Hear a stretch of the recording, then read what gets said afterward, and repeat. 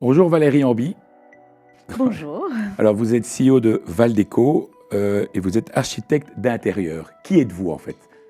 Alors, je suis Valérie Amby, j'ai un parcours un peu atypique puisque moi j'ai commencé ma carrière en tant qu'avocat Ah, au barreau de Bruxelles durant 15 ans et j'étais spécialisée dans le droit familial et la médiation de dette. d'accord. Gros changement, architecte d'intérieur, ça n'a pas grand-chose à voir. Oui et non, oui ça a à voir puisqu'il y a cette écoute qui est vraiment le fil conducteur parce que pour pouvoir bien défendre des clients dans des matières comme le droit familial, il faut pouvoir les écouter.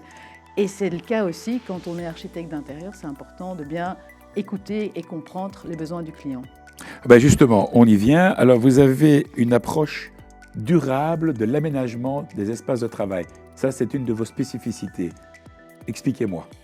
Alors, l'aménagement durable, c'est une approche globale.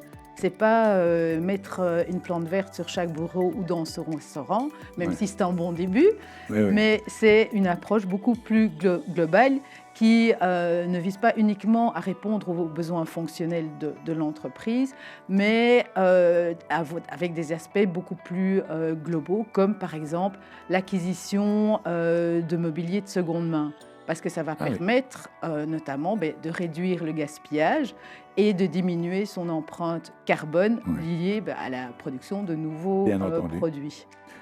Et quel est alors justement, qu'est-ce que ça apporte en plus aux entreprises? Quel est le grand plus d'avoir justement cette approche durable dans une entreprise? Mais cette approche durable, elle a un impact vis-à-vis notamment de l'image de marque qu'elle va donner. Parce qu'en valorisant des matériaux durables, des pratiques éco-responsables, l'entreprise va montrer qu'elle est consciente de l'impact de ses activités sur la planète, sur l'environnement, et qu'elle est prête à s'engager, à prendre des mesures qui ont un sens à long terme et qui démontrent sa responsabilité et sa volonté d'innover dans le durable. Oui, donc on peut très clairement dire qu'aujourd'hui, d'ailleurs c'est un fait, si le client doit choisir entre deux sociétés, elle prendra celle qui est le plus durable parce que c'est celle qui est le plus proche de la réalité en fait.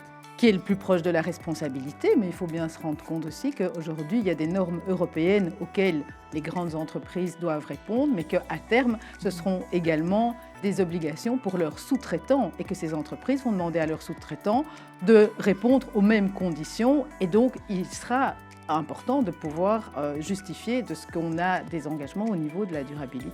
Tout le monde peut faire appel à vous, du plus petit au plus grand. Du plus petit au plus grand, Ok, tout à fait. il n'y a pas de petits clients. Il n'y a pas de petits clients et c'est à chaque fois, c'est ce que je dis toujours, chaque fois, chaque projet que je fais, c'est vraiment, chaque projet est une nouvelle histoire que je vais raconter Exact. parce que on parlait de lien entre le droit et Oui. l'architecture d'intérieur.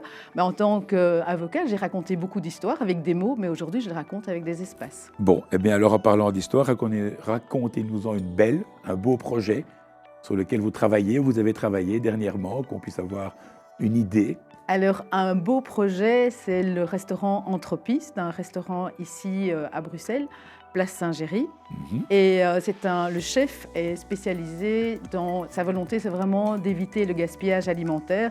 Donc, il va par exemple utiliser évidemment des produits locaux et de saison, mais aussi parfois utiliser des produits qui sont un peu moins beaux, qu'on ne va pas spécialement acheter. Lui, il va les acheter pour les utiliser. Il est très actif aussi pour agir pour des associations. Donc, il fait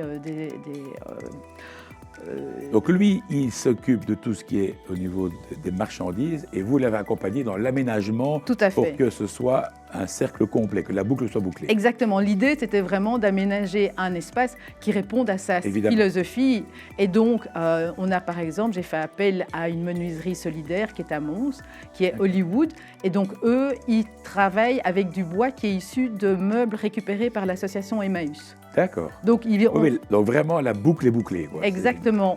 Les luminaires sont des luminaires qui sont fabriqués ici à Bruxelles par Permafungi avec du mycélium de champignons. D'accord. Et donc, par exemple, j'ai optimisé au maximum l'éclairage naturel. Les couleurs utilisées sont des couleurs qui évoquent la nature. Et donc, c'est non seulement au niveau de l'assiette Oui. c'est durable, mais au niveau de l'espace. Et donc, pour également. terminer, il faut insister sur le fait que ce n'est pas parce que c'est de la seconde main que c'est de la brocante cheap.